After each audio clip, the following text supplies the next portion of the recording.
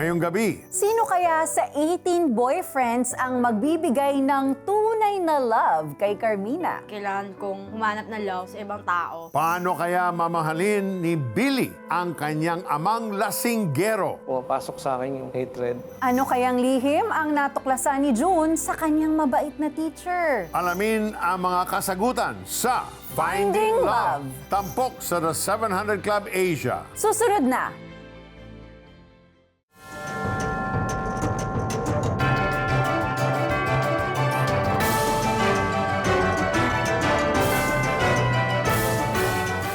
Welcome to the 700 Club Asia. Ilang araw na lang Valentine's Day na. Trending na naman ang usapan tungkol sa love. Right! Marami sa atin, pilit na hinahanap ang love sa iba't ibang bagay. Etong si Carmina, searching for love sa kanyang 18 boyfriends. Grabe! Kanino kaya niya mahahanap ang tunay na pag-ibig? Panoorin natin. Grade 6 pa lamang nang magsimulang magka-boyfriend si Carmina. Kaya naman hindi katakataka na magkaroon siya ng 18 kasintahan sa edad na 18. Forning na ako, I'm so insecure po na kailangan kong humanap ng love sa ibang tao. Nagagalit ako dahil nag-aaral pa siya, high school pa lang, napakabata pa para makipag-boyfriend. Ngunit sa halip na kaligayahan ay mas matinding kabiguan pa ang nasumpungan ni Carmina. Sa pag-uwi mula sa isang linggong bakasyon ay ito ang kanyang nadatnan. Yung boyfriend ko po, girlfriend niya na po yung best friend ko. Wala nang nagla-love sa akin. And dumating this point, sa point na sinumpa ko siya. Sa panahon ng pag-iisa, nakatagpo ng kakampi si Carmina sa isang programa sa telebisyon. Napanood ko po yung 700 Club Asia. Sabi doon, kung bitter ka, tanggalin mo yan. And when we acknowledge Him as our Savior, when we acknowledge Him as the one who forgives us, naiintindihan natin what it feels to be forgiven. At pag naramdaman natin yun, mabibigyan din tayo ng lakas para makapagpatawad. Tapos simula po nun, God touched my heart na in spite of bitterness, galit sa kapwa, curse, na God still love me for the bad things I've done. Tapos yun, simula po nung napag-pray ako doon, grabe po yung heal ng heart ko. During that time po, nagpatawad ako kasi naramdaman ko yung forgiveness ni God. Bunga nito, Maganda na ang relasyon ko sa namin dalawa, maganda ng pagsasama namin kasi sumusunod na siya at saka malaking pinagbago niya. Ako masaya na kasi hindi na nga siya nakikipag-boyfriend dahil sabi niya mag-aaral daw muna siya. ngayon, 5 taon nang single si Carmina pero puno ng pag-asa at pagmamahal. Dati, nanghihingi ako ng love sa kapwa ko. Ngayon, I found love kay God lang, talaga. And just an update, sa ngayon po ay magtatatlong taon nang nagtatrabaho bilang caregiver sa New Zealand si Carmina. Yan. Sa biyaya ng Diyos, nabilhan na rin niya ng sasakyan ang kanyang pamilya at napaayos na rin niya ang kanilang bahay dito sa Pilipinas. Truly, patuloy siyang pinagpapala ng Panginoon. Patunay na umaapaw ang pag-ibig ni Lord, di lamang sa kanya, maging sa kanyang buong pamilya. Ayan. You know, God's grace really is revealed in her life because yun nga, you know, when your heart is so hungry for attention, for love, syempre, it won't stop. Ganun yan. You cannot tell naman your heart stop, di ba? Pero by God's grace, yun, she became wiser. Yes, and you know what? I think, Brother Peter, no, deep down, we all really just want to be loved. That's right. We want to be fully known. To be heard. Yeah, to be heard, to be understood. seen. And unfortunately, we tend to look in the wrong places, no? Si Carmina, 18 boyfriend. So, Right. I think at the end of the day, an encounter with God, who is love, will really be the ultimate way we know that all we need is the kind of love that comes from Him. Yeah, and it will direct us. It will guide us in our journey. Perhaps like Carmina, there have been moments in your life when you tried to find your worth in the love of others. You thought that if someone loved you, you would finally feel complete. But instead of healing, it only brought pain. instead of acceptance, your view of yourself sank even lower. Kapatid, kung pagod ka na ring maghanap ng pag-ibig sa maling bagay o sa maling tao, gusto naming ipaalala sa'yo na mahal ka ng Diyos. Hindi dahil sa kung sino ka, kundi dahil anak ka niya. At hindi mo kailangang patunayan ang halaga mo. Inaalok niya ngayon ang tunay na pag-ibig, kapatawaran at bagong simula. Kung nais mong tanggapin ang pag-ibig niya at simulan ang bagong buhay kay Jesus, inaanyayahan ka namin sumabay sa panalangin ito. Experiencing the unconditional love of God begins with having a relationship with Him. So, pray with me if that's what you want for your life. Lord God, we thank you that you are love. And only in you can we truly be satisfied in your love. Lord, thank you that you love me for who I am. You see me for all my faults. You see me for all my imperfections, yet you say, I love you. And today, I acknowledge that Jesus, you showed your great love for me on the cross. You have lived the perfect life that I could never live, and you died the death that I so deserved. And on the third day, you rose again so that when I put my faith in you, Jesus, I can experience the overwhelming love of God, and that I can be reunited with my Father in heaven and be adopted into His kingdom, into His family, and experience that deep love that comes from you. So today, Jesus, I acknowledge that I receive you as my Lord and Savior. Forgive me for the many times I have attempted to look for love in the wrong places. Today, I receive that love. And in that love, I pray that you will help me live in that love all the days of my life. In Jesus' name I pray. Amen. Sumabay ka ba sa prayer at tinanggap si Jesus bilang Diyos at tagapagligtas? Balitaan mo naman kami. Please send us the message, yes, tinanggap ko si Jesus, through text or via the 700 Club Asia Facebook Messenger o comment section ng YouTube channel o tumawag sa Prayer Center para maipagdasal ka namin. Grow in your faith. Join our online Bible study group today. Just type BSG in the comment section of the 700 Club Asia YouTube channel or Facebook Messenger to receive details.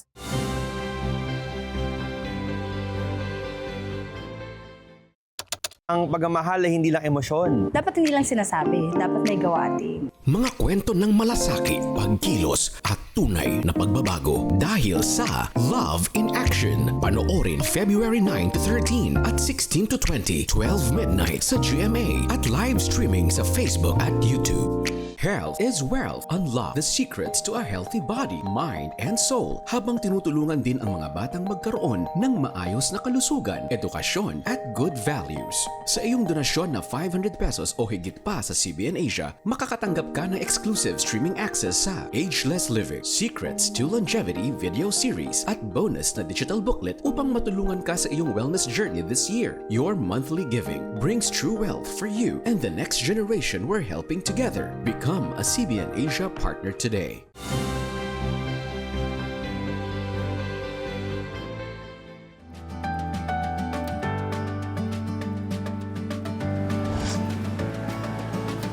Uy, friend, alam mo, may bago na namang labas sa mall. Hindi ako pwede basta-basta bumarang ngayon, friend, okay? Kasi may minimitin akong budget. Friend, ano naman yung budget na yan? Ito, ano yan? Yan si Chitan, isa siyang wealth coach. Paano ba mag-budget? Ilista ng lahat ang iyong buwan ng gastusin. Kasi pag hindi mo nilista, feeling mo, nababudget mo yung pera mo, but actually hindi. Pangalawa, i-prioritize muna yung needs bago yung wants. Pag inuna natin yung kagustuhan, ako, maniwala ka. Kakapusin talaga. Third, kailangan i-distribute. I-distribute sa mga envelope. Kada envelope, tubig, may envelope. Kuryente, may envelope. Pamamalengke, may envelope. Ilista mo na yung pera kung magkano kailangan mo buwanan. Pag sumweldo ka, ilagay mo agad sa envelope. Paano ba mag-stick to our budget? Ang pinakamahirap sa pagbabudgeting ay disiplina. Kasi lalo na pag bagong sweldo, ang feeling mo ang dami mong pera. Pero pag hindi mo dinistribute yan, masyasya ka na lang na nagamit mo na pala. So very important, ang tip ko, Kung wala kang tinatawag na internal discipline, maglagay ka ng external discipline. Number 2, ang pinaka-best pa rin pwede mong gawin, huwag kang maglagay ng ATM or tinatawag natin na credit card sa loob ng iyong wallet. Para hindi ka rin matukso na gumamit ng mga pera na hindi mo naman talaga kailangan o tinatawag natin because of impulse buying. Pangatlo, humingi ka ng tulong sa mga taong talagang marurunong na humawak ng pera at magpaturo kayo doon. Sila po ang pwedeng talagang maggabay at magbigay sa atin ng inspirasyon at tamang leksyon para tayo po ay hindi magkamali at hindi tayo magsisi sa uli. One Bible verse about budgeting that I believe that can help everyone is on Proverbs chapter 27 verse 12. Sinabi dito, a sensible man watches for problems ahead and prepares to meet them. The simpleton never looks and suffers the consequences. Kaya very important, I always tell people that you should always expect the best in your life. Planuhin mo na maayos, but you prepare for the worst. Just in case na may mangyari, at least nakaplano ka. Hindi yung basta, again, by faith, na lang tayong by faith. Always remember, God says also, diba, show me a person who has faith but does not do anything. Diba? Faith without what?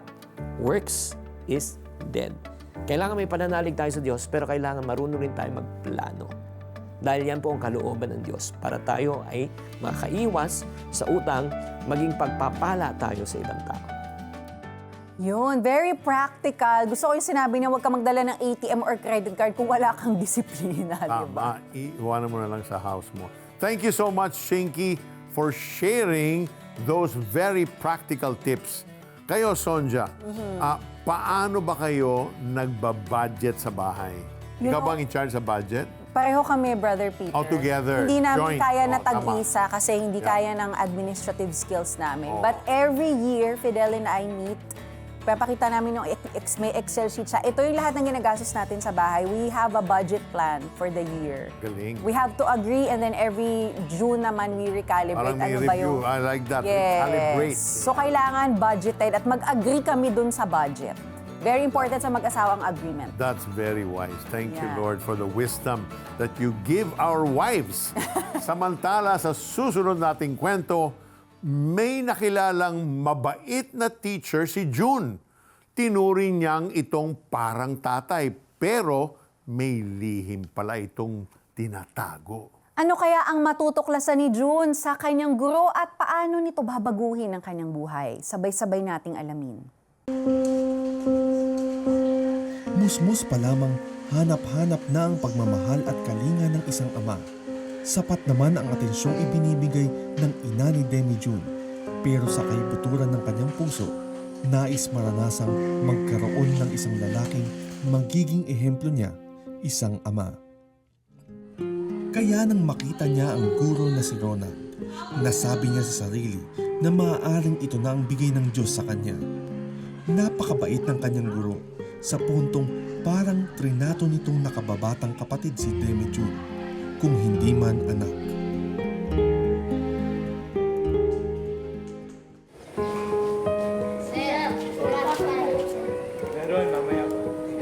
Ang pagkakaibigang ipinakita ng guro ni Demi June ang naging sandigan nito. Maging pag-aaral ng bata, sinusubaybayan. Madalas magkasama at dahil tiwala sa isa't isa, sumama si Demi June sa bahay ng guro upang kumain. Ito tubig pag gusto mo nang uminom, ha? Nandito ka pala kulang na yung mga damit mo. Opo eh. Nag-prepare pala ako ng damit sa taas. Thank you po. Gamitin mo na lang mamaya. Talaga po? Oo, sa'yo na yun. Pwede po akitin ko na?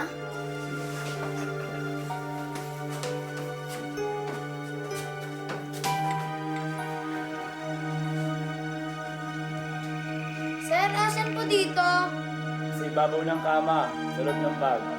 Sige po. Sir, ang gaganda na ito, sir ah.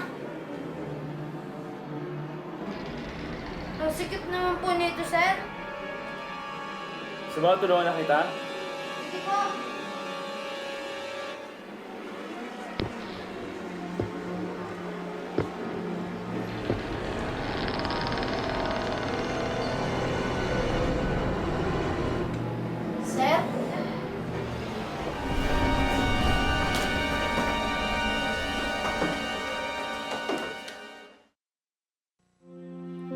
ang lahat ng tiwala na palitan ng puot. Pero higit sa lahat, kalungkutan. Ang pagmamahal sa inidolong guro, naglaho at nabahiran ng kawalanghiyaan.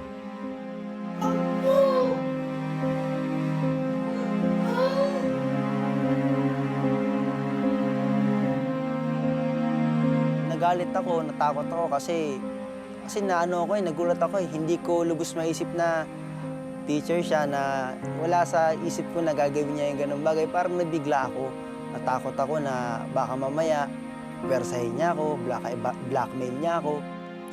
Ang kanyang ina ang siyang naging sandigan at ang tiwala nito sa Diyos ang naging gabay ni June upang mawala ang trauma na hatid ng mga pangyayari.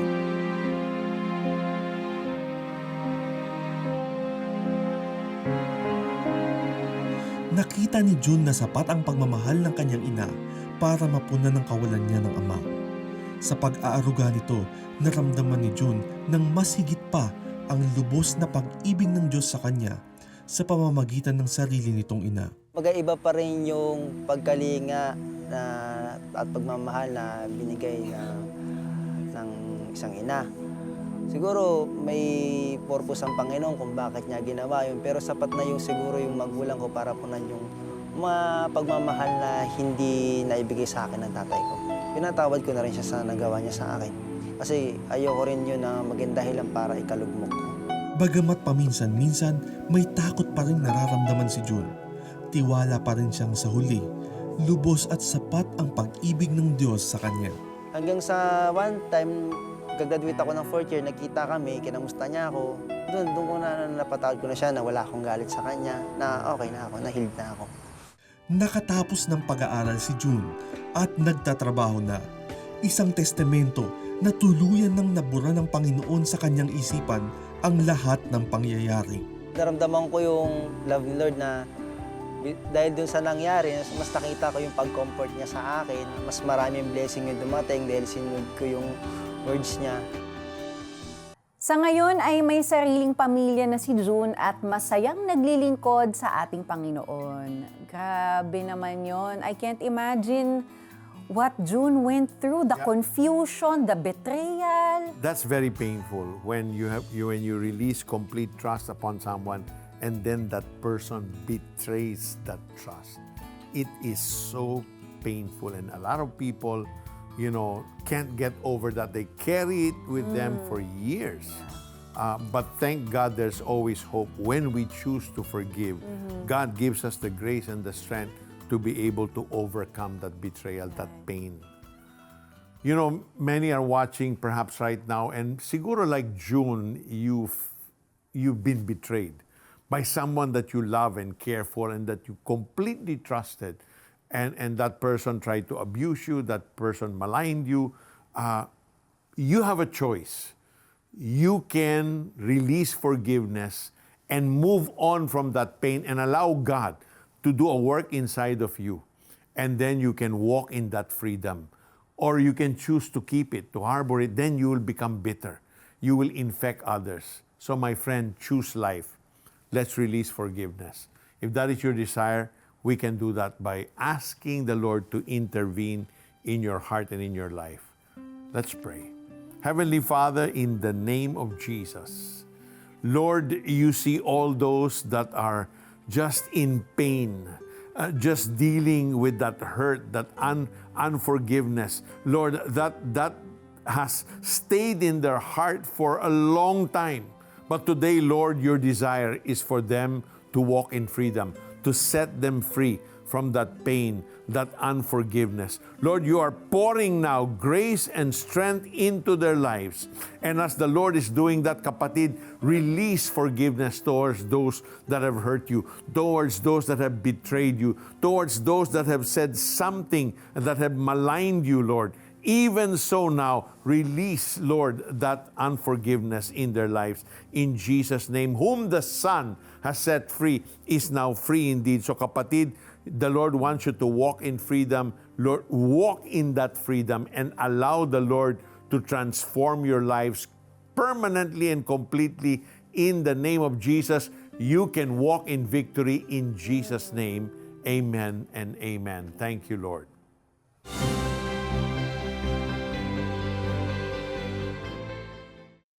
Ang pagmamahal ay hindi lang emosyon. Dapat hindi lang sinasabi, dapat may gawa din. Mga kwento ng malasakit, pagkilos at tunay na pagbabago dahil sa Love in Action. Panoorin February 9 to 13 at 16 to 20, 12 midnight sa GMA at live streaming sa Facebook at YouTube.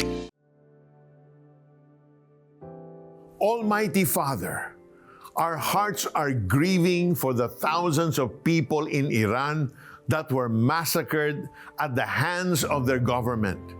We come to you today, lifting up this nation unto your throne in the name of Jesus. And so we pray for the killings of innocent civilians to stop right this moment in Jesus' name. And we declare protection upon our brethren, the Christians who are in Iran. May you give them strength to fight for their nation on their knees, crying out to you day and night, because Lord, we know you hear their cries. And so we pray that the hearts of the soldiers and troops of this evil regime will be turned towards the people and towards Jesus, that they may experience and know that salvation comes from one, and there is no other name other than the name of Jesus. We declare a righteous and God-fearing government to rule over this nation. And may all these bring a season of revival, rest, prosperity, and the greatest soul harvest the Middle East and the world has yet seen. This we pray and ask in the mighty name of Jesus, who knows, who sees, who hears every cry. In Jesus' name, amen and amen.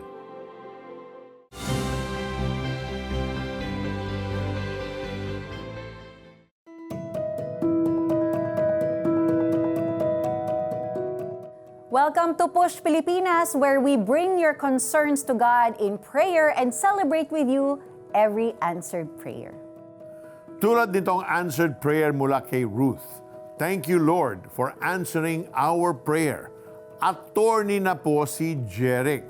Sa kabila ng mga paghihirap at pagsubok, hindi mo pinabayaan ang pamilya ni Jeric. To God be the glory. Congratulations, Attorney Jeric, and to your parents. At heto naman, prayer request mula kay Jessica. Panginoon, hipuin po ninyo ang aking bunso. Masakit po ang kanyang tonsil at hindi ko po alam ang nararamdaman niya. Alam ko po na hindi niyo siya pababayaan. Lord, we thank you that you are in control. We pray for healing sa bunsong anak ni Jessica, that you will heal this child's tonsil, Lord God. We declare complete healing and no more pain and inflammation in Jesus' name. Amen. Amen and amen. Another prayer request coming from Mr. E. Please pray na hiwalayan na ng aming kapitbahay ang kanyang kabit. Let's not normalize that having an affair is okay. Definitely not. Lord, in the name of Jesus, we ask you to intervene in that neighbor situation, Lord. That let them recognize that that is sin. And Lord, you can't continue in sin. You will die in it. So even now, intervene in the mighty name of Jesus. Cause that couple to separate, to break up. For it is not, Lord God, pleasing in your sight. In Jesus' name, amen and amen. Kung naramdaman ninyo ang pagkilos at kagalingang mula sa ating Panginoon o kung kayo rin ay may prayer requests, you can post your message on the 700 Club Asia's social media platforms. At baka sa susunod naming episode, ang message nyo naman ang aming i-shout out dito sa Push Pilipinas portion. Sa susunod nating kwento, nagtanim ng hinanakit si Billy sa kanyang ama. Naging lasinggero ito hanggang sa nagkasakit. Paano kaya sila magkaayos? Let's find out. Namulat sa kahirapan ng buhay si Billy. Bagamat nagtatrabaho ang kanyang ama, kadalasan umuuwi itong lasing. Wala na siyang gagawin kundi awayin si nanay. Pero hindi naman po siya nanakit, pero nag-aaway sila. Pero talagang pinangangambahan ko pag lasing siya, is baka mapaaway siya. Dahil sa pangyayari, pumapasok sa akin yung hatred. Kaya ang ginagawa ko, hindi ako masyadong lumalapit sa tatay ko. Kung ano ang ayaw ni Billy sa kanyang ama ay siya na ring ginawa niya. Nakakalungkot, hindi naman ako proud. So malaking pagbabago kasi hindi naman ako minsan umuwi sa bahay nang hindi lasing. Tapos hindi naman ako nakakatulong sa bahay. Nang dahil sa pagbibisyo, nagkaroon ng prostate cancer ang kanyang ama. Unti-unti yun nag-deteriorate. Nakikita ko nahirapan ng tatay ko na tanggapin yung may sakit siya. Sa pagkakataong iyon, may isang misyonero na dumayo sa kanilang lugar na nagbahagi ng salita ng Diyos. Nag-invite sila na ipag-pray yung mga may sakit. Nakita ko siyang lumapit. Tapos na ipag-pray siya ng isang missionary pastor. Dahil doon, unti-unting nakatanggap ng kagalingan ang kanyang ama. Nakilala niya rin ang Panginoong Hesus at tinanggap siya bilang Diyos at sariling tagapagligtas. Thankful talaga ako sa Lord dahil sa naka-receive siya talaga ng intervention mula sa Panginoon. Yung glory ng Lord ay pinagaling siya. Bukod sa physical at spiritual healing, unti-unti ring hinilom ng Panginoon ang mga bisyo nito. Iba yung pagbabagong nakita ko. Dahil sa pagbabagong nakita ni Billy sa ama, unti-unti na rin siyang nagbago. Nung nalaman ko, na-share nila ako doon about sa kabutihan ng Diyos, sa kapatawaran ng Diyos sa buhay, pwede tayong maligtas sa pamamagitan ng Panginoong Jesucristo. Sinimulan tahakin ni Billy ang pagbabago. Iniwan niya ang pagbibisyo at sa tulong ng pagmamahal ni Jesus ay napatawad niya ang kanyang ama. Dagdag pa rito, siya ay nakasal at nagkaroon na ng sariling pamilya. So, naging father figure na ako sa aking asawa, sa aking anak, na improve yun dahil may takot na ako sa Diyos. Dahil nakaranas ako ng pagpapatawad sa Panginoong Jesus, nalaman ko na kaya niya akong patawarin. Napatunayan ni Billy ang isang mahalagang aral mula sa Diyos. Thankful talaga ako sa Lord, hindi niya ako sinukuan. Naranasan ko ang paglaya at pagmamahal ng Panginoong Jesucristo sa aking buhay. Ang Diyos ay nag-reach out sa mga tao, gustong makakilala sa Panginoon. Brother Peter, what we see here is that when God enters the picture, He really makes things new and He changes everything. Everything, spiritually and physically. Ngayong nalalapit na Valentine's Day, huwag natin hanapin ang love sa iba't ibang bagay o relationship. Sa ating paghahanap, pwede tayong mabigo o masaktan. Sa halip, hanapin natin ang tunay na pag-ibig kay Lord. Amen! Ang kanyang pag-ibig ay hindi kumukupas, hindi nagbabago, hindi nangiiwan at hindi nagmamaliw. His love is eternal. John 3:16 says, "For God so loved the world that He gave His only Son. Whoever puts his trust in God's Son will not be lost, but will have life that lasts forever." Thank you, Lord, for your amazing love. At dito po nagtatapos ang ating maikling kwentuhan, stories of hope, faith, and love. Help us produce more inspiring shows like this. Be a CBN Asia partner now. Scan the QR code, call the number on your screen, or message us on the 700 Club Asia's Facebook Messenger. God bless you more and more. Alam niyo po, maraming tao ang nagsasabi na mahal kita. Pero hindi naman swak sa actions nila dahil puro pride and self-interest lang ang pinapairal.